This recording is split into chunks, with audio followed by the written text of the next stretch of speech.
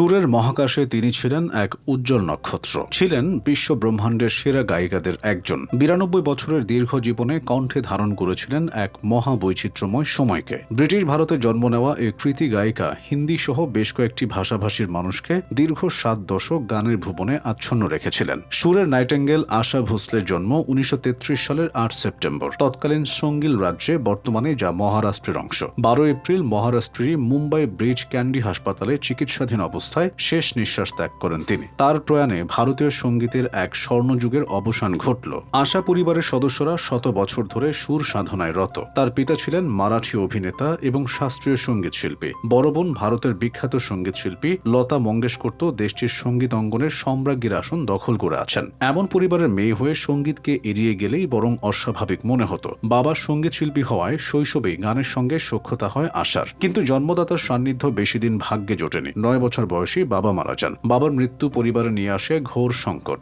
অসময়ে স্বামী হারানোয় ছোট সন্তানদের নিয়ে অকুল পাথারে পড়েন মা। এ সময় পরিবারের হাল ধরেন আশার কিশোরী বড় বোন লতা মঙ্গেশকর। গান গেয়ে ও অভিনয় করে সংসারের খরচ যোগাতেন তিনি। আশাও বড় বোনের সঙ্গে যোগ দেন বাবাহীন ভাই বোনদের মুখে অন্ন তুলে দেওয়ার কাজে। দুজন চলে আসেন মুম্বাইতে। এভাবেই সংসারের হাল ধরতে গিয়ে সঙ্গীতের হাত ধরেন আশা। উপমহাদেশ কাঁপানো এই গায়িকা প্রথম চলচ্চিত্রের গানে নাম লেখান 1943 সালে, মাত্র 10 বছর বয়সে। সে বছর মারাঠি ভাষার চলচ্চিত্রে মাঝা বল নামের একটি গানে কণ্ঠ দেন। তবে বলিউডের নাম লেখাতে আশা ভোসলেকে অপেক্ষা করতে হয়েছিল আরও কয়েক বছর। 1948 সালে নির্মাতা হংসরাজ বেহলের চুনারিয়া ছবিতে সাবনায়া শিরোনামের একটি গানে কণ্ঠ দেন তিনি। গানটির মাধ্যমে বি টাউনে ক্যারিয়ার শুরু হলেও জনপ্রিয়তা পেতে যথেষ্ট সংগ্রাম করতে হয়েছে তাকে। সে সময় বলিউড কাঁপাচ্ছিলেন লতা মঙ্গেশকর, গীতা দত্তরা। তাই ভালো ভালো গানগুলো বোন লতা ও গায়িকা গীতার ঝুলিতেই জমা হতো। তারা যেসব গান ফিরিয়ে দিতেন সেসব গাইতে ডাক পড়তো আশার। গানগুলো গিয়ে পারিশ্রমিকও কম পেতেন, তবু কম বাজেটের এবং মানহীন ওই গানগুলো গিয়ে সন্তুষ্ট থাকতে হতো আশাকে। আশা ভোসলের ক্যারিয়ারের এই দৈন্যদশা কাটে 1952 সালে। সে বছর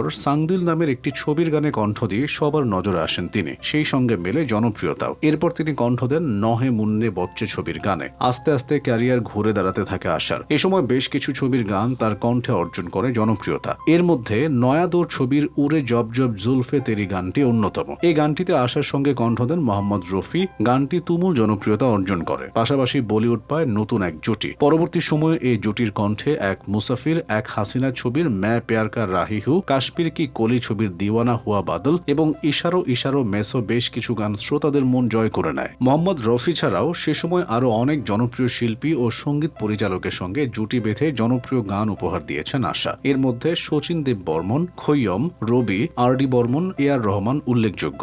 একসময় জনপ্রিয়তার খরায় ভুগেছেন আশা। পরে তিনি থেকেছেন জনপ্রিয়তার তুঙ্গে। টেক্কা দিয়েছেন বড় বোন লতা মঙ্গেশকরকেও। 50-এর দশকে নয়াদৌর, আশা, নবরঙ্গ, মাদার ইন্ডিয়া, দিল দেকে দেখো, পেইং গেস্ট ছবিতে একের পর এক জনপ্রিয় গান উপহার দিয়ে লতাকে পেছনে ফেলেছিলেন তিনি। অসংখ্য শ্রোতাপ্রিয় গান দিয়ে ভারতীয় সঙ্গীতাঙ্গনে পেয়েছেন সম্রাজ্ঞীর আসন। আশার কণ্ঠের ছোঁয়ায় তানহা তানহা, রঙিলা রে, রাধা कैसे না জলে, দম মারো দম, দুনিয়া মে, চুরা লিয়া হ্যায় তুমনে সহ অসংখ্য গান পেয়েছে তুমুল জনপ্রিয়তা। হিন্দির বাইরে অসংখ্য বাংলা গানেও কণ্ঠ দিয়েছেন। সেসব শ্রোতাদেরও করেছে মন জয়। আশা ভোসলের গাওয়া বাংলা গানগুলোর মধ্যে কথা হয়েছিল গুনগুন করে মন, না না কাছে এসো না, আরো দূরে চলো যাই, ও ডিয়ার আজ কি আর, কত না ভাগ্যে আমার উল্লেখযোগ্য। এক জীবনে গানের হাত ধরে পথ চলে শ্রোতাদের হৃদয় নিংড়ানো ভালোবাসা পেয়েছেন, মিলেছে স্বীকৃতিও। দীর্ঘ ক্যারিয়ারে তিনি 7 বার ফিল্মফেয়ার সেরা নেপথ্য গায়িকার পুরস্কার এবং 2 বার জাতীয় চলচ্চিত্র পুরস্কার অর্জন করেছেন। পদ্মভূষণ সহ অসংখ্য পুরস্কার ও সম্মাননা রয়েছে আশার ঝুলিতে। এছাড়া 12,000-এর অধিক গানে কণ্ঠ দেওয়ায় সর্বাধিক গানের গায়িকা হিসেবে